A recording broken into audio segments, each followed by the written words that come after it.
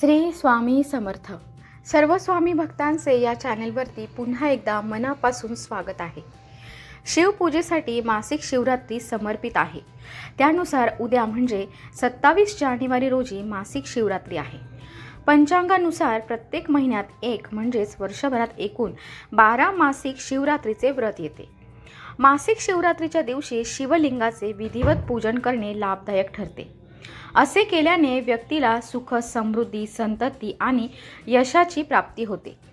या दिवशी काही उपाय करणे खूप लाभदायक ठरतात। या उपायाने व्यक्तींची कर्जातून मुक्ती होते।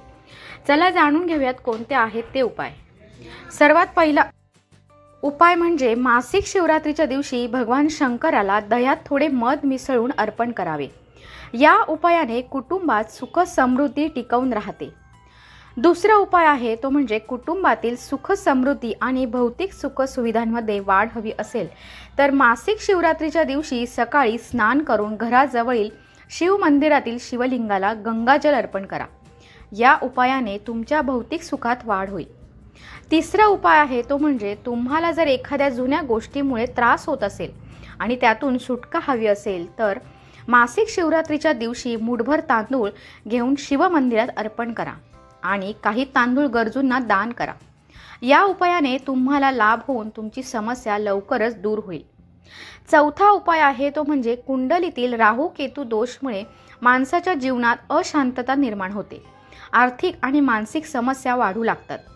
या समस्येपासून मुक्ती मिळवण्यासाठी मासिक शिवरात्रीला निशिता काळ शुभ मुहूर्तावर दुर्वा आणि कुश पाण्यात मिसळून महादेवाचा अभिषेक करावा आणि पंचाक्षरी मंत्राचा किमान 11 वेळा जप करा। या उपायाने राहू आणि केतू शांत होतो। पाचवा आणि शेवटचा उपाय आहे तो म्हणजे जर तुमच्यावर कर्ज झालं असेल आणि यामुळे तुम्ही त्रस्त झाले असाल तर मासिक शिवरात्रीचा उपाय तुमच्यासाठी प्रभावी ठरू शकतो। या उपायाने तुम्ही कर्जातून मुक्त होऊन तुमची आर्थिक स्थिती मजबूत होईल।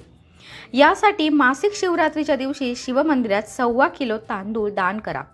याशिवाय भगवान शंकराला खडी साखरेचा प्रसाद अर्पण करा। या उपायाने कर्जातून मुक्ती होऊन तुमची आर्थिक स्थिती मजबूत होईल। व्हिडिओ कसा वाटला नक्की कळवा आणि सर्व स्वामी भक्तांनी कमेंटमध्ये श्री स्वामी समर्थ लिहायला विसरू नका।